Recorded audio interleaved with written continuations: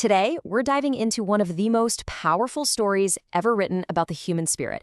We're talking about Ernest Hemingway's masterpiece, The Old Man and the Sea. It's this incredible tale of endurance, defiance, and a very, very different kind of victory. Right at the very heart of this story is this single, unforgettable line. Seriously, this is the core idea, the promise of the whole novel, and it's what we're going to unpack together today. Okay, but what does that really mean? To be destroyed on the outside, but somehow stay undefeated on the inside? To figure that out, well, we have to meet the man who basically lives and breathes this idea. So let's meet our guy. He is an old Cuban fisherman named Santiago. Now, this is a man who's known greatness. He's been a champion, but right now, he's facing a challenge that's hitting him right where it hurts. Get this. For 84 straight days, Santiago has gone out to sea and come back with absolutely nothing. Not one fish. Now, in a life that's defined by what you catch, this is so much more than just bad luck. It's like his whole identity is on the line. The other fishermen in his village, they even have a word for him, salao. It means he's the worst kind of unlucky. To some, he's become a joke. To others, he's just this sad old man.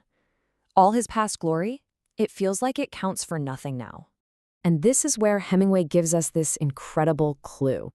You look at Santiago's body, and it's a roadmap of a hard life. Worn down, scarred, but then you look at his eyes, and they tell a completely different story. They're cheerful and undefeated. It's our first real glimpse of that inner spirit that just refuses to quit.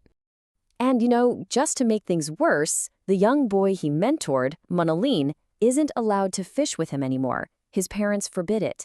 So now Santiago is truly alone, staring down the massive ocean with pretty much just his own willpower to keep him going.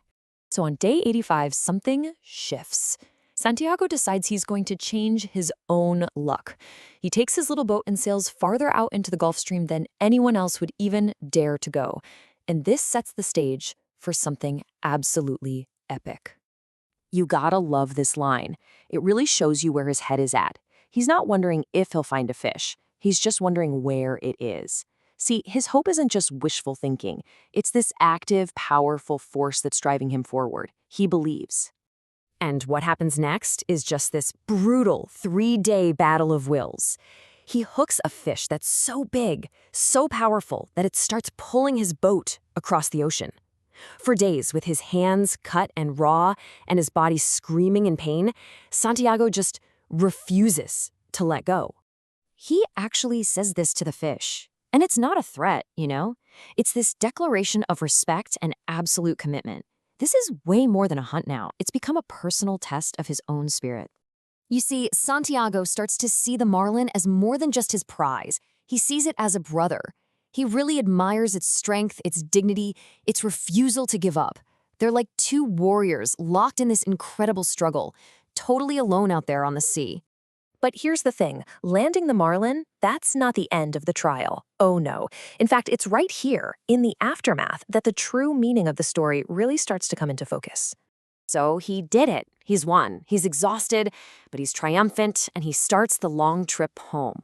But that victory, it doesn't last long.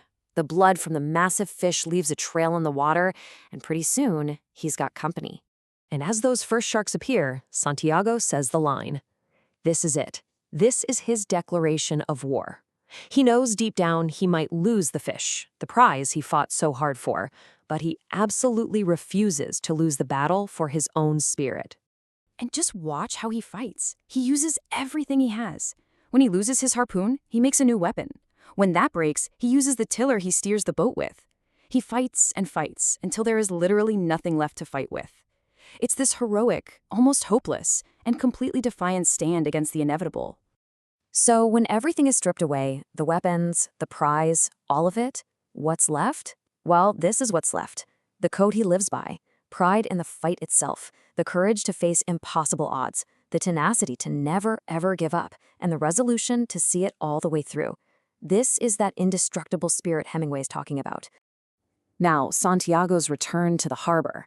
This is where we see the final, powerful twist in the story. This is where we have to redefine what it actually means to win. Because after all that, He gets back to shore with only the giant skeleton of the marlin tied to his boat.